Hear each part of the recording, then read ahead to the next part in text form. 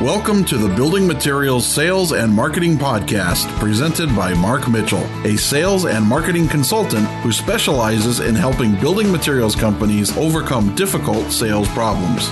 Mark is the author of the book Building Materials Channel Marketing and a frequent speaker at industry events. Hello, this is Mark Mitchell from Wizard Strategy. I'm glad you joined us again. Today, I have a really special guest that I'm really excited. I'm always want to look at where does the building materials industry have a challenge, and where could we get some new thinking or just a different way to look at this problem? And I have found a great person here that's going to help us. And the subject is product launches or introducing new products. This is an area where the building materials industry historically does poorly. Now, David probably knows the statistics better than I do, or things that I've read all the time. It's like, 9 out of 10 new products fail. So that could be from Coca-Cola, Kraft, Nike, Apple, companies, Nike, that we all think are good at this. Even they, Procter & Gamble, stumble and fall. And so it's not an easy thing to do. It's challenging, it's difficult. And we have a number of industries that have to continue to innovate and introduce new products, or they will be out of business. If Nike doesn't have new shoes every 6 months, they will soon be gone. Apple doesn't have a new iPad, they'll have a problem, and on down the list. Building materials, we don't have that pressure on us, or we've not to date.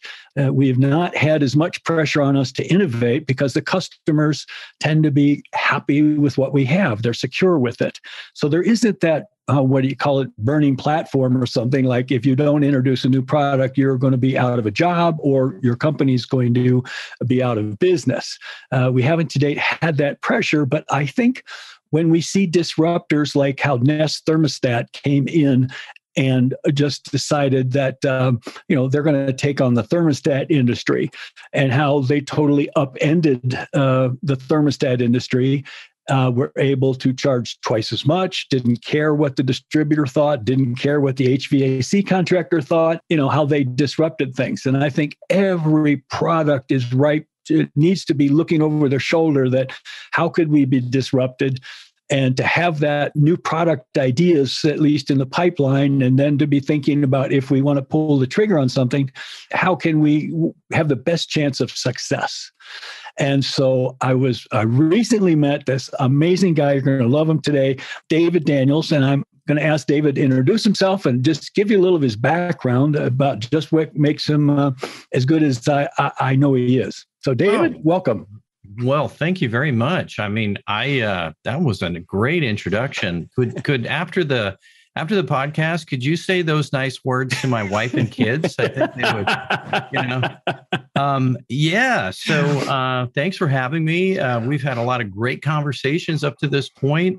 You really opened my eyes to something that is just so common to me, that is maybe not so common in the world that you live in. And I just a little bit of my background.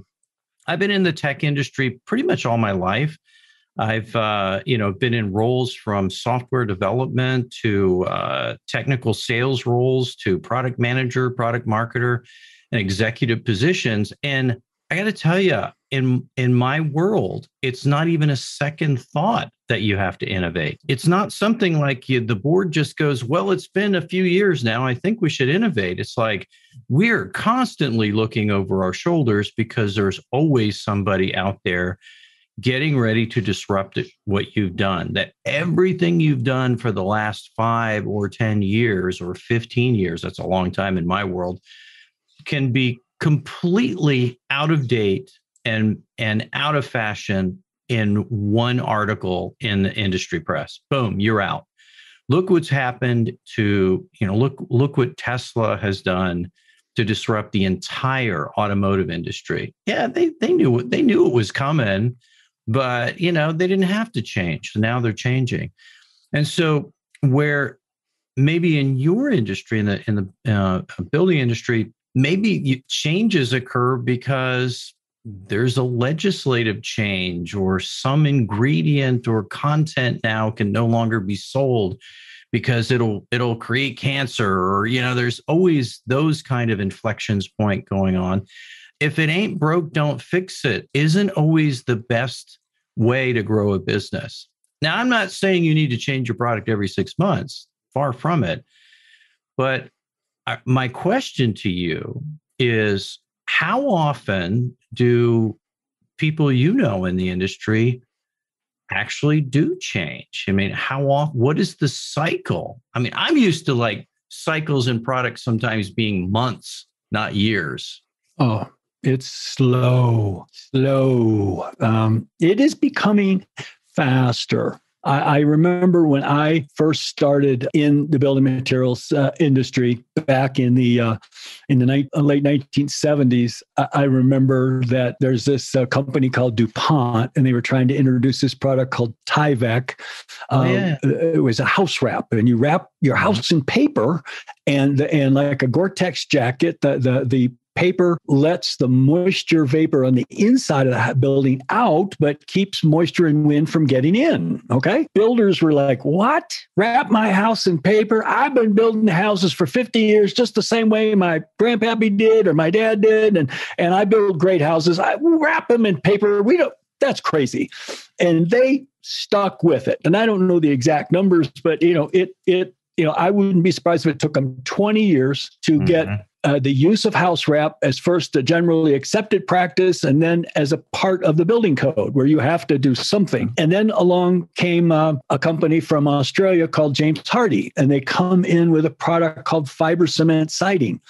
And all of the vinyl siding companies laughed at it and thought, oh, that's silly. Who's going to use that stuff? Okay, look, here's 5 things wrong with it, right? And all of a sudden, within a few years, James Hardie had taken a big chunk of that business. And then more recently would be Huber Engineered Woods came up with a zip system. If you drive around, you see houses or buildings on the outside will tend to, maybe be white or brown, or if they're green, that's a zip system. Oh, okay. And I can't drive anywhere that I don't see this green. And that happened also in maybe 3 or 4 years. So the pace of change is happening, but it's from the disruptor. I don't see it as the mainstream. DuPont was not big in building materials. James Hardie was not in the United States. Huber was not, no one would go, oh, I use Huber engineered wood sheathing on their houses, but now they do. And so all of those took a big chunk of business from the market leaders at the time. And so I think that the market leaders, it's been a wake-up call to them, but I think they're still not sure how to react to it. Now, you brought up an interesting point. So the first thing I want to ask you is that you could have a new product, could be a way of innovation, but you could also have a different way of buying the product. That's correct. And what appealed to me about Tesla, or amazed me, my wife rode in a girlfriend's Tesla, and she decided she wants a Tesla. And I'm like, oh, okay, right. And so I go, well, where's the dealer? No, there isn't one. Nope. What? And then I go online and I'm like, oh my gosh, I have like 3 choices. they're not trying to sell me up. I give them $100 on my credit card and my car is being made. I'm like, what? And get an email. Yeah. Right. And then I'm sitting there going, wow, if I wanted to put a new roof on my house, wow, today I have to call a contractor. And which I know nothing about this expensive stuff. I know nothing about how to choose the right roof materials. And I have to figure out, which contractor do I trust? And of course, I don't want to pay too much. And so I've got to put all this time and effort. And I'm not an expert at it. And I'm going, and with today's technology, you wonder, why can't I say, I need a new roof. Here's my address. And a satellite takes a picture of my house from up above and says, okay, you're going to need this much product. Now let's talk about, what kind of roof you want and what color. And then boom, it's going to be $22,000. Do you need financing? And we have a contractor who can put it on next Tuesday, and I didn't meet with anybody. I'm dealing, when I order something from Amazon, I'm not worried about the supplier or anything. It just happens. And so talk about like the different types. When we say new products or innovation, it doesn't just have to be, I'm going to take my vinyl siding and make it better or different. It could be the way that I buy or install or something else about the particular product. I mean, the obvious is there's something new and I can touch it and I can feel it, right? This is the new product thing. But there's also disruption in distribution, as you pointed out. Tesla took a lot of heat from different states and locales on, dealership networks, and you don't have one, and the dealer networks are clamoring to try to stop them. But now all the big manufacturers are coming in. They're going, we want to do that too, because it makes a lot of sense for our business, our shareholders, and our customers. You can innovate on methods. Like, how do you apply something? How do you use something? You could take an existing product and reapply it to a completely different purpose in a completely different market. So there's a lot of ways that companies can disrupt, not just with the innovation of the product, but the innovation in how it's sold, how it's marketed, how it's used.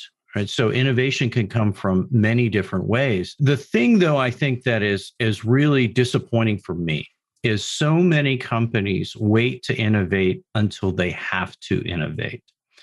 And that is a real, that's just disappointing. These companies are great at execution. They're great at optimizing their business. I think you and I talked about this thing that I learned a number of years ago called the 3 horizons. And there's horizon 1, 2, and 3. And forgive me, I don't recall the publication, but I've read it many times.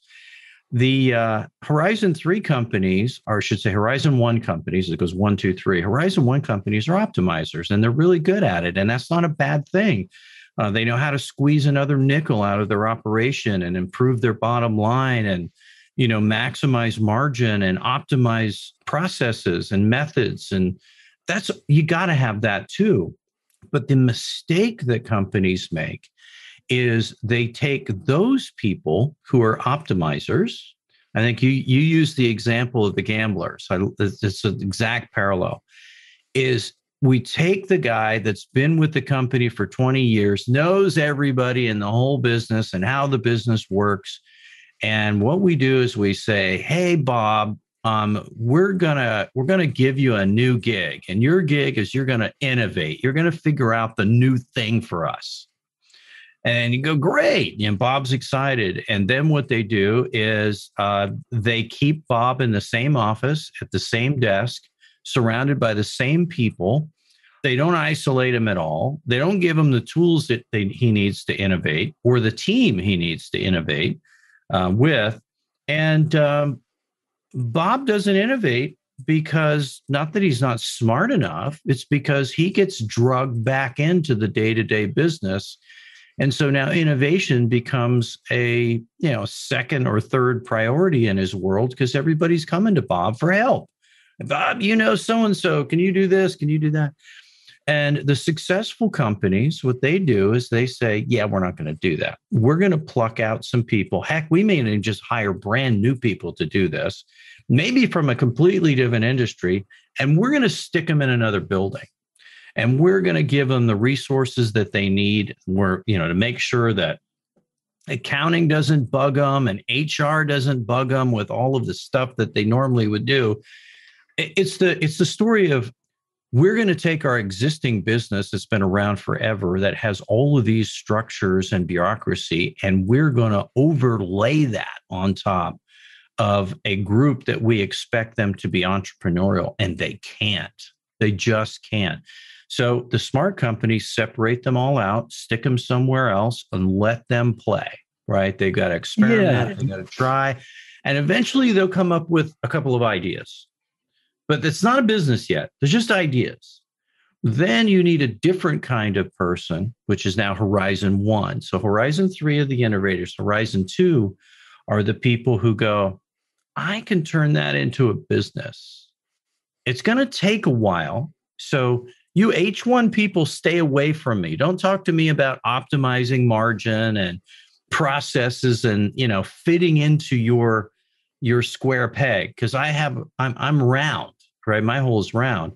And so my job as an H2 is to figure out how to turn that innovation into a business. And I got to experiment too, because some things are not going to work. Like, I got a great new product idea that came from the innovation team. Now I'm trying to figure out how to turn it into a business. If I run it through my existing distribution channel, it's going to fail. Do I need to have a new distribution channel? Do I need to package it differently, price it differently? And so what happens is those companies tend to consistently do better when they introduce new products because they've taken the time, and guess what, Mark, not everybody wants to buy the new cool thing. Just like you said, if my contractor's been using a set of materials that have been working for him or her for years or generations, or maybe their dad started the business, they're going to keep using that because they're optimized around those products. They're H1 people. Right. So if you're going to introduce a new product in a market that is what we would call late adopters or laggards, that's not a negative term, that's a descriptive term, then you're wasting your time going after the laggards, because the laggards go, or another term for them is traditionalists, right? Right. What I have works, so why should I change it? And so you got to find the needle in the haystack of the people who are saying, this is not working for me. I need a better way. And everything that I have, all my options available to me today aren't good enough. And you got to find those crazy people who are willing to try new things. Well, I think if I can jump in just a second. So go ahead.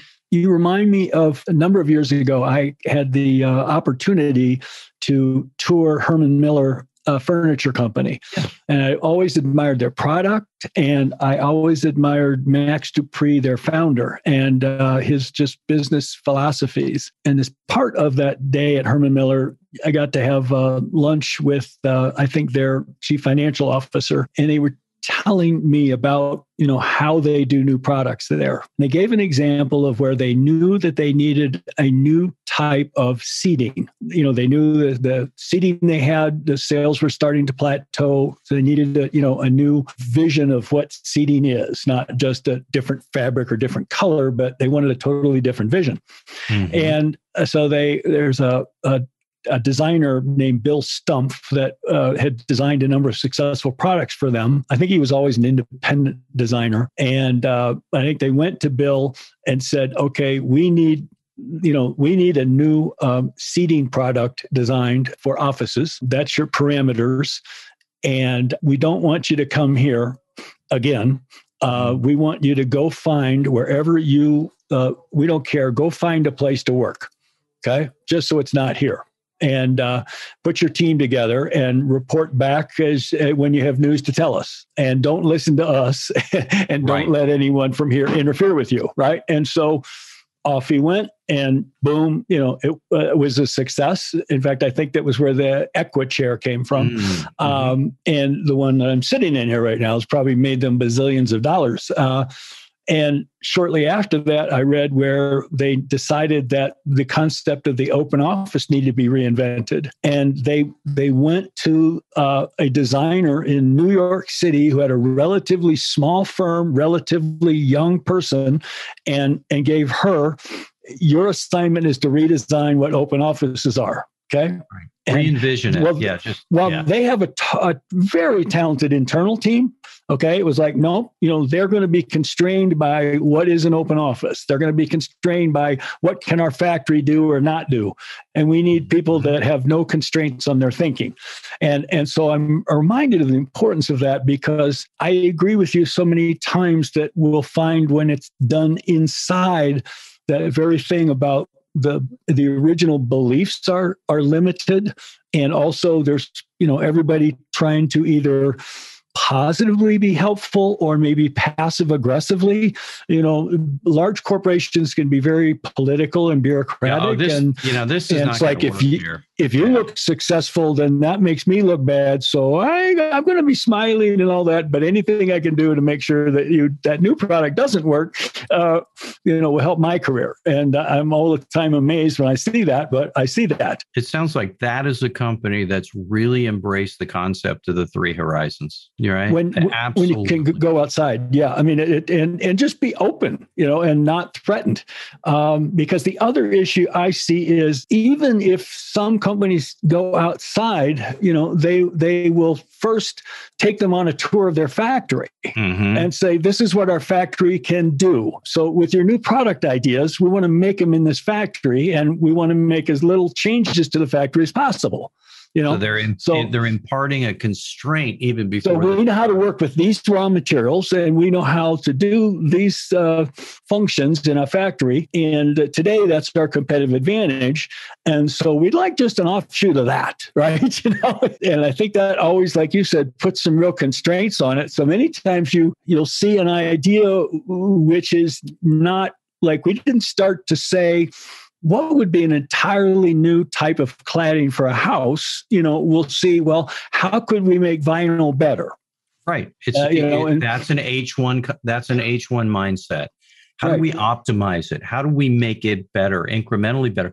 And I'm the first to tell you, I am not against that by any stretch of the imagination, because there are companies that are wildly successful doing that. But sooner or later, someone will come along and completely destroy their business model. Yes.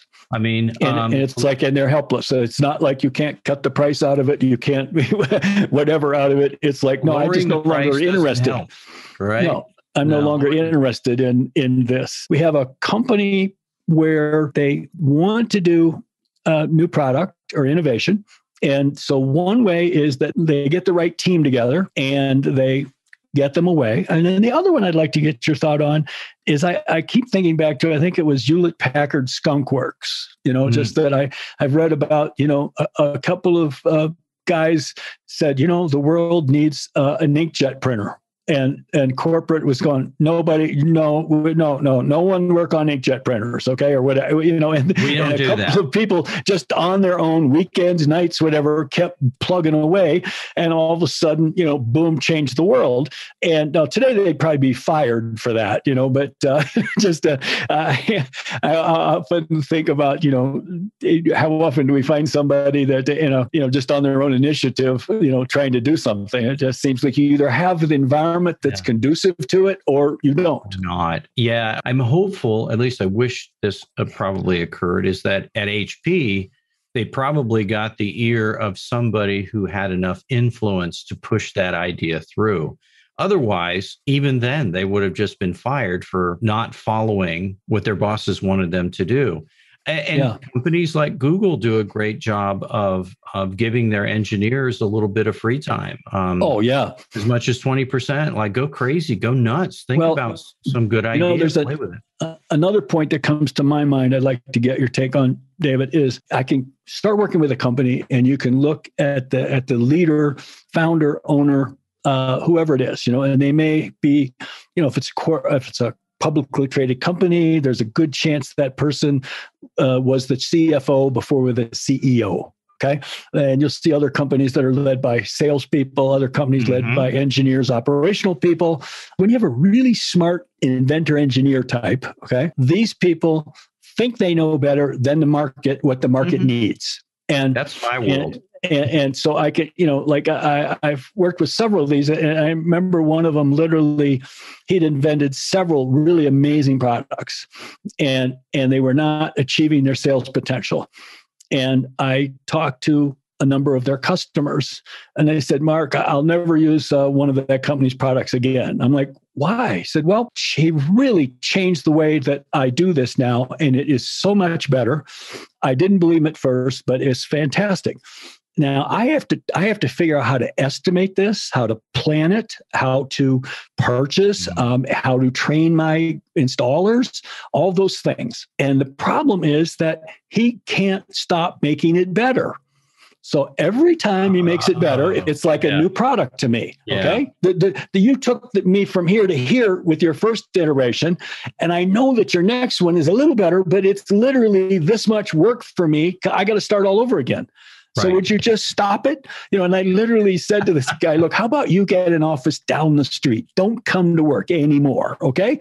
You've got a great sales and marketing team. You've got 3 great products. Why don't you let them go sell this and make you a lot of money? And you go in and tinker and invent stuff, bring it down to them and see if they want to sell it or not. Okay. But, stop, mixing he was a guy that was too innovative. In fact, like his sales people were like, well, Mark, I'm not sure what I'm supposed to be selling this week, right? Last week I know it was this, but now I think it's this. And so the person trying to do marketing was like, what's the website supposed to say? And he was just ahead, So he was so far ahead. Yeah. So far ahead. And the point I'm trying to get to is this there is something to be said about a person who has, like, Elon Musk has strong opinions and confidence and vision about what it is needed. Okay. And so far it seems like he's able to connect that together. But I think that's very rare. And so I think many people think they know what the world needs, but don't take the time to validate their beliefs. In other words, they don't go out into the marketplace and say, what would make your life easier? Or, hey, if this could do this, would that be good? They just make an assumption. And, what do you find are the best ways to, let's say, to either find the idea for your, the direction for your idea, or to validate maybe a thought you already have? Yeah. In my world of tech, the scenario you just described is an everyday occurrence. It's every day. Innovation for innovation's sake, as opposed to actually solving a real problem. And the concept there is, the word you used is exactly right. It's discovery, but discovery is only one side of the coin. The other side of the coin is to validate your discovery, right? And that is to be able to observe and engage with the people you're building this for, or envision building it for, so you can figure out how to make their life better. Now, that individual you just described previously so well, if his team were to take the ideas that he was building and then take them out on the road and have a select group of customers. And by the way, you got to be careful. It's not just the customers you have, it's also the customers you want. Yeah, right? So, good point. Right. And that's part of your bigger strategy here in new product introduction. If I'm spending millions and millions of dollars to develop a new product and I'm only going to get an incremental lift from my existing customers, I've got to decide whether that's good for my business or not. But if I look at it and say I'm investing millions and millions of dollars to develop a new product that opens up new avenues for my business, and I can sell more stuff to more people, now that's a different calculus. And so in that world, what that guy was doing, and it's not uncommon. It's the individual who's not only smart, but they can see and further ahead than everybody else, but they also have the power to ramrod their ideas through. That's the difference. And a lot of companies, they don't have the power, and those things come to a halt because people surround it and they look at it and they go, this is a good idea. We can use this part of it over here, and we can use that part of it over there. Because you're right. I'll give you an example that happens every day in the software business. Now, you probably use a lot of software today, like I do, that's called software as a service. It's SaaS for short. In other words, you go to a website, you sign up, you give them your credit card, and you get a login and you get access to the product, right? Ancestry.com or any number of apps that we use online now. Well, there are changes going on to those products constantly, right? It isn't like you hit a button and now you upgrade it. It's like every day little changes are happening. They're fixing this, they're optimizing that. And every now and then, Facebook is a great example. You log into Facebook and you go, wait, what? 2 days ago, it didn't look like this. Where did that thing go? They moved it around. That kind of change gets really annoying, especially if you're paying for it. And some people embrace that level of change and they go, great, I got a whole bunch of new stuff to learn. There's some things I love that. You make the change for me. I want to see what's new. I want to see how I can use it. Other products, I go, no, I want to log in and I want everything to look about the same way as it was.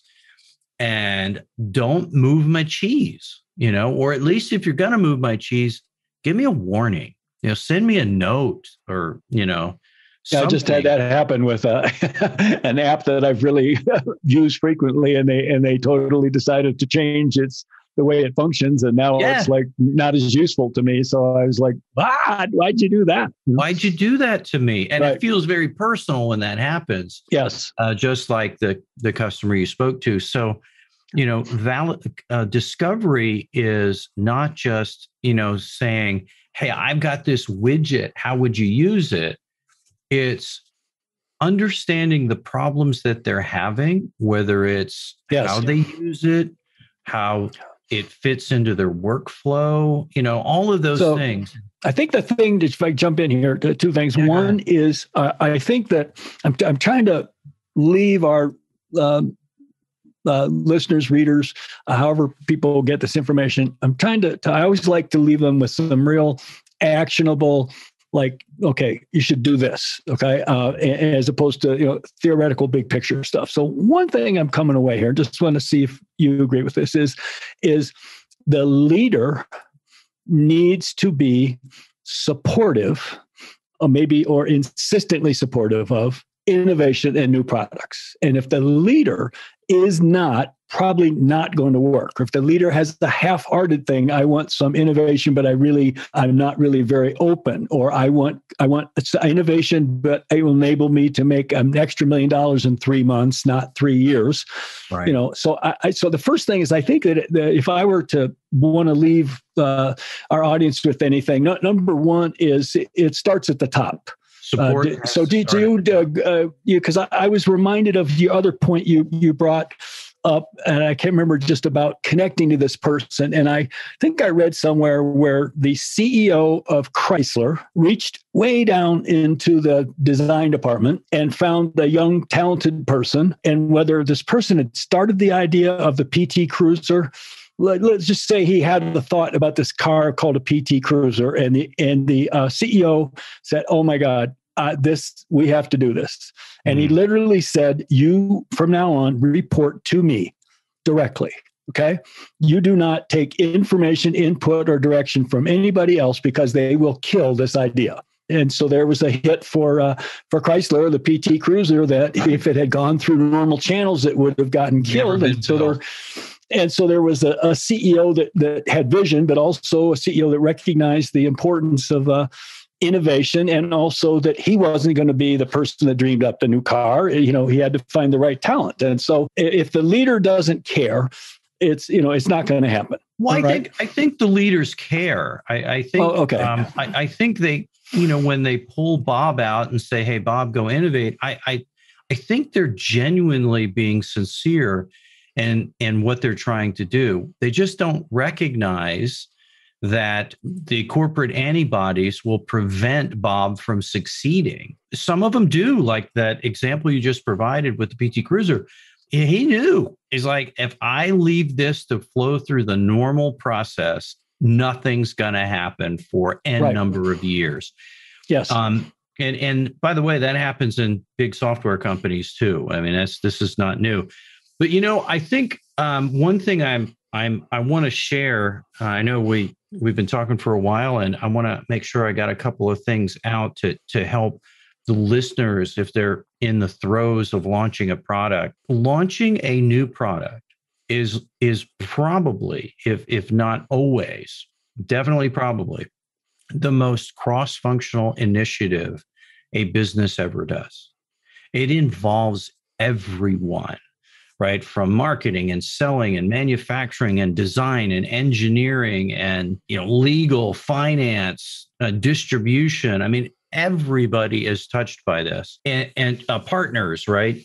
when I say distribution, I mean in the broadest of sense. And one of the things that they miss is they get so excited about the product that they fail to recognize that they have no objectives around launching the product. They don't define, everyone runs around the building going, we're going to have a successful product launch because Mark's in charge. And and what happens is no one ever asks the question, so what does success look like? How do we define success? I think it's literally like they're afraid to pick a number because they think, well, that'll put a cap on it, right? Well, if you don't have something to shoot for. If we can sell 50 million bucks, great. If we can sell 100 and blow past the 50, yeah, we're going to do that too. There's no cap on it. It's just no. But there should be some number. Realistically, we should be able to achieve, $15 million or whatever at a 30% margin in the first 12 months or whatever it is, and our upfront investment is going to take us $3 million to develop the product and new factories this much that we're going to amortize over these number of years. You need to have some targets there. But the other thing is, I find that financial people and engineering people have a hard time imagining. Like they can only see the real thing in front of them.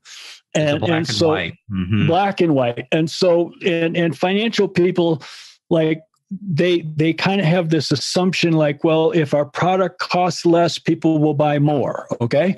And they can't imagine, well, what if we had a product that costs twice as much and more people bought that?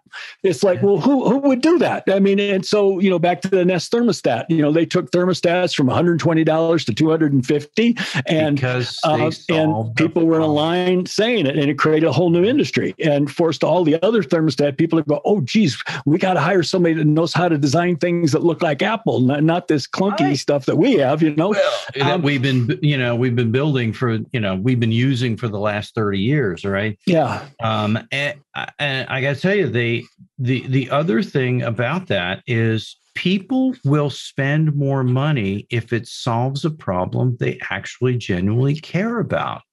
Well, right. That's important to them. Right. I mean, that gets me to a thing I wanted to ask you.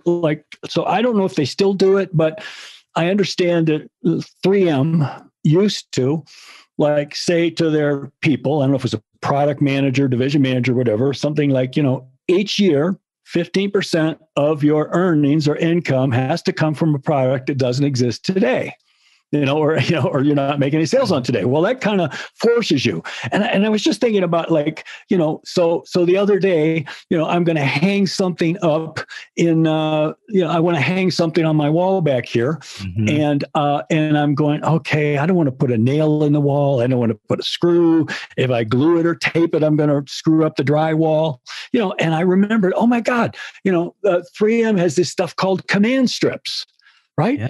And it's like, $8 for 4 little tiny hooks. Okay. But they do an amazing job. And the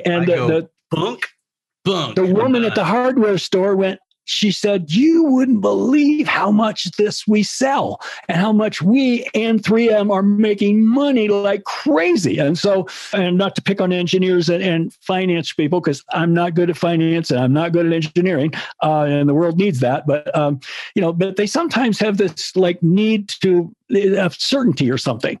And it's like many times when, as a consultant, I get hired by a company, the CEO really wants to know, okay, well, Mark, you're going to tell us we need a new website, right? I go, I don't know. I'm going to find out what your problem is, okay? Yeah. I'm going to discover that, and it probably will surprise you, about what you need to do. And it'll probably be easier to fix than you realize. Usually is what I find. And it's almost like I want to take to say, here, this is a magic wand. Yeah. And imagine what a new product, or imagine what your company could be like. And they're like, oh, you mean, I could, like Harry Potter. Oh man, I would love it if I had a product that did this.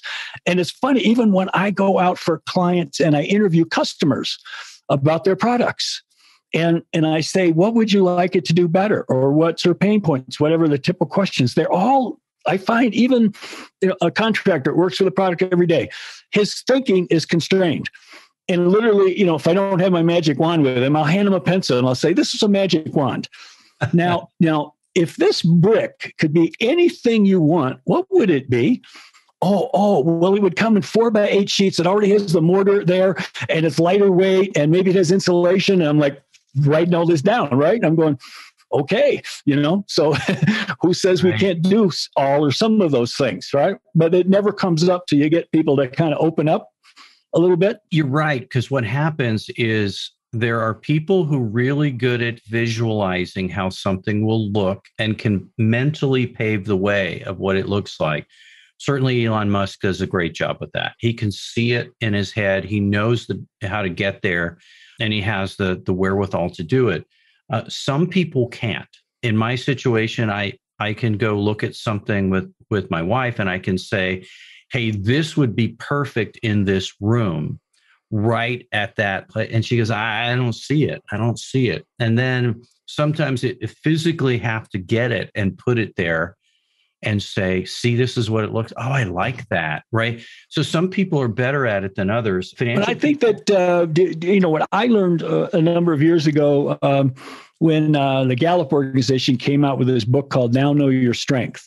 And, before that, I listened to my mother says, well, Mark, you're disorganized. You need to be much more organized. Okay. Or you're this or you're that. Right. So it's always people paying attention to your weaknesses and saying, you need to work on this. And that whole concept of that was recognize what your real strengths are and ignore your weaknesses, because you are so good at your strengths, you should be making them better. And so to me, if you're not good at envisioning, don't worry about that, but have somebody on your team you trust that is good at that. And that, I think, it's like, to me to be like an accountant would be a bad idea, and so I think that's a thing I want to make sure we're not saying like, if you don't, if you're not good at envisioning things, then just have people that you trust that are good at that you can talk with. Yeah. Right. I mean, as Einstein said, everyone is genius at something. Well, you and I could talk for a lot longer about this, even without the aid of a beer or a glass of wine. But that helps. What I'd like to do is if you have like I don't know 3 or 4, or what are the 5 pieces of advice you'd have to somebody. Okay. So, one, if you're going to do product launch, number 1, this, number 2, this, number 3, this. Okay. I'd love to hear your thoughts on that. Okay. Perfect. I was just asked this question a couple of days ago, and in the same kind of context, it's like, give me 3 or 5 takeaways. Every company's different, but there are some common things. One is, if you're going to launch a product, it isn't just a marketing program. Let's get that out of the way. That's one piece of it, and it's an important piece, but it's not the only thing. It just happens to be the visible thing, right? Now, one, somebody has to be driving the bus. This isn't a kumbaya. Everyone sits around the table and, we sing and we dance and we burn candles and go, everything's going great. Somebody has to be in charge. I refer to that person as the launch director. I've heard them called launch captains, but it's the person who we hold accountable for making sure the launch is successful. Right? Those are big shoes to fill. Now, if you're doing a major, significant, brand new launch of a product with a big investment, you probably want to also attach an executive sponsor in there too, right? Somebody who can be your muscle in the business. CEO would be perfect, but I've had executive sponsors that were CFOs and head of legal counsel and were absolutely fabulous. The other thing I mentioned already, which is define what success looks like. And don't come up with 20 different metrics. Come up with a handful of things that say, if we hit these key results, then what's going to happen is we're going to have a success. We believe we will have a successful launch if we do A, B, C, D. All right. Now, if you set up objectives, then you're going to have to measure your progress toward those objectives. So there isn't a 6 months down the road we go, okay, what happened? Oh, it was miserably bad. It was terrible. We didn't sell anything. And sales didn't do what they did, and talk to sales and marketing didn't do what they were supposed to do, and all that blame storming stuff. Yeah, the bottom line is you got to have to track that you're heading in the right direction, so that if things start steering in the wrong way, you can either pivot or you can reassess your assumptions, right? So it's not going to be perfect. It's never perfect, but you got to be able to track this, and you got to be able to report to stakeholders to say, here's how we're doing, guys. Here's the progress that we're making. Here's where we're doing well. Here's where we're not. Here's what we expect to do to close that gap. The other thing to do is companies overestimate their advantages. So there's a concept that I have in the Brainkraft product launch framework, and that it's two of the circles in the framework. One's advantages, and below it is obstacles. And too often, companies inflate their advantages, assume they can never lose, and they discount their obstacles. Oh, well, we're a big company. We could never possibly have. Well, listen, pal, you're going into a new market segment. You've never sold to these buyers before. They have already put you in a box based on your company name, because you do fasteners and they're looking for something else, and you have a new product that's not a fastener, right? And so they really have to be honest about, what are we really good at? What is special about us, right? What's the advantage? And it isn't some feature, because somebody can come up with that feature tomorrow. It's not because you have the lowest price, because somebody can match your price tomorrow. It's got to be something more sustainable than that. But couldn't you, just to clarify something, when you say good at, I could say we're really good at selling to new home builders. Okay. But what I'm looking at what is the advantage? That's the execution side of it. What's the advantage? But does that then start my innovation thinking out, that I have to have something that is sold to home builders the way we sell it to them? Or can I be more open that, we're going to develop a new product and it may be used in new homes, but maybe it's not the home builder who's our customer. And so maybe we have to acquire a new skill, like companies today that have gone from selling through distribution to selling online or selling through Amazon. Those were new skills that they learned. And so I just want to make sure it isn't like, so then, when you said you're good at. Yeah. No, that's in the case that you just described, we would view that as that's an obstacle, because we've never sold that way before. Yes, we don't have the knowledge, the skill, the experience of what looks good and what doesn't look good. We can see examples, but so now that becomes an obstacle, and then you have to evaluate that obstacle. And so now it becomes, how much is it going to cost us in time and money in order to close that gap so it's not an obstacle anymore? Maybe we have to acquire a different distribution channel. Maybe we need to hire in people from that world into our business who can bring that knowledge with them. Apple does this all the time. You'll see they're hiring somebody out of this industry, and they're like, what does that have to do with an iPad? Right? Well, no, it has to do with the fact that they're probably heading in a new direction, and they need to start building that tribal knowledge of what good looks like, so they can come up with something better. So it's yin and yang, right? It's obstacles and advantages. It's like I think that I love that, to come back to those two things. That's great, because they're not parameters to stop you. They're just an acknowledgement that this is what we're known for. That carries no water at all in this new market. And here are some obstacles that we need to overcome. And if we don't do it, like maybe we got the wrong sales team. Well, the other one I see happens frequently is assumption our sales team can also take on this product. Okay, our existing, and they can continue to grow our existing products, and they can introduce this new product. Okay, we don't need a different sales team or different sales leader or more salespeople. And the same with marketing. Like this was our marketing budget for marketing our product, our company, and now we're going to introduce a new product. We'll just carve a little bit out of that and give that to the new product. That's an add-on, right? I know it's just crazy how that happens.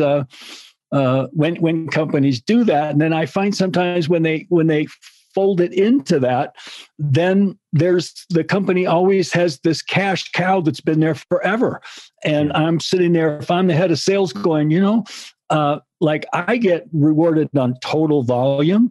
And so I'm not really interested in having this new idea cannibalize the sales of my big product that just keeps selling. Right. So, we'll go through the motions, but, nobody's going to lose their job if this isn't successful, least of all me. And so, I think that gets back to the expectations of leadership and perhaps willingness to say it's not only a different team that develops the innovation, maybe it'll be a different team that operates the new division, new product, new company. It's a fallacy to think that your existing customer, your existing sales team can add yet another product to their bag. When they're already too busy, in many cases, and now you're going to put so it's like, what are you going to accept is not going to get taken care of? They're going to gravitate to sell the products that are going to help them hit their numbers. That's right. It. It's really simple. And a new product is a hard sell. An existing product is a much easier sell than a new product. So you're right. And then one more thing I'll add. Yes. I know we're getting to the end. We talked about advantages and obstacles. We talked about setting, launch objectives and then making sure we can measure progress toward them. But one of the things you also need to be really thinking about is a lot of companies completely underestimate how hard it is to enable their enterprise to build, market, sell, deliver, and support a new product. And that they don't take the time to really ramp up each of these areas. They go, oh yeah, we gave sales a PowerPoint and a video, and we're going to do a couple webinars, and they're ready to go. Like, well, no, maybe they don't define what readiness looks like. Right. The CEO says, are we ready to deliver this product to market? Are we ready to sell that product? What she's really saying is, have you taken care of all of those details so we don't screw it up? That's what she's really saying. Yes. They have no idea what readiness looks like. So what they do is they go to departments and go, what do you need? And the head of sales says, well, I need a new data sheet, and I need a new one of these, and I need a new one. I call them Anitas because the Anita. Oh, yeah. No, that's a great one. I love that because you're exactly right. Well, we got new products. So that means new page on the website. Do we need to update the trade show booth? And should we, it's like it all fits in the boom, it's boom, like boom. going to a New Jersey diner, right? You just flip the pages and there's 20 different ways that chicken is made and 40 different ways brown beef is made. And it's kind of like you go, or some companies I go to launching a product, and they would say, well, this is the way we launch products. And I go, well, what do you mean this is the way? And they go, well, we update the website. We make sure there's a PDF you can download. We do an ebook, and we do some blog posts, and we do a webinar series or a podcast series, something like that. And I go, how do you know that that's the right thing to do? And after a short pause, they go, well, that's just the way we do it. Right. It worked before. That doesn't make... Or we think it worked before. It may have worked one time in that market with those buyers. It may not work with this market. And the definition of worked well may only be the boss liked it. It may not be that webinar actually... Color. Yeah. Right. So, but boy, the boss likes the new layout of the webinar, so they must be a success. That must be, they must be being able to. Yeah. Or the other one is, I don't like the way that looks. And my smart alecky remark as a product manager was always, sit back and go, that's interesting. How many of these products of ours have you actually bought? Right. And they go, well, none. I'm like, that's my point. You're not the customer. I just had that. I just had this morning talking to an engineer that, I'm helping a company kind of, we'll just say, reposition themselves. And so I've gotten a copywriter to change their messaging. And this engineer sent me, totally went and rewrote everything that this creative writer wrote and just made it all like an engineer talking to an engineer. Right. And I'm like oh my God, we're trying to talk to an architect. Okay. An architect is visionary. They don't want, and it's like, oh my God, just like, thanks for being helpful, but get out of my kitchen, so that happens. But just to wrap up here, so tell our listeners about what you do, because I think you said you have a course and you also help people. Yes. What do you do, and what's it called, and how do they get in touch with you? Yeah, so the website is brainkraft.com, BRAIN, brain, and then craft with a K. With a K. There are three fundamental things that we do. One is we have a product launch framework, right? So if you think of it this way, it's puts guardrails and gives you some direction around bringing a product to market to make sure you do it right. We offer a course that's both on demand, and we can do them live. We do them over Zoom, and with the magic of the internet, we can do that. And we do a really jam-up job with that. It isn't just another boring Zoom call. And then we provide coaching, and that coaching is to say we can come in and help guide you through the calls that we get are like one I'm working on this week. It's the beginning of March. My CEO just told me we're launching the product in the middle of May. We have no idea what we're doing. Can you help us? And so, we find a more expedited way to help them. Now, if they call us on Wednesday and say they're launching on Monday, I'm like, call me after Monday, because I don't know how much I can help you. Yeah. So another question, though, is I'm always big on, I'm telling building material companies, like if you're going to look for a new ad agency or web firm, whatever you're looking for, please try to find somebody, at least one of your candidates, that has some experience in this industry, because, I'll see people hire a really creative firm, and they'll do really creative work that nobody knows is off target and is not going to do anything. Everybody's really impressed and they pay the bills and stuff, and then sales don't move. So you've talked a lot about your experience in working in high tech and with tech companies and so forth. So can you also work with building material industry where, maybe we're a little more constrained, a little more slow to change, a little more set in our ways, and we want to do this, we want to do a better job. Can you also, help companies like that? We can. And I can personally. The whole point behind the product launch framework was not just for technology companies. It was to say, and I validated this. I would go to different businesses and people who I knew that were in different businesses and say, how would this work within your your business? And they'd go, oh my gosh, I haven't even thought of those three things.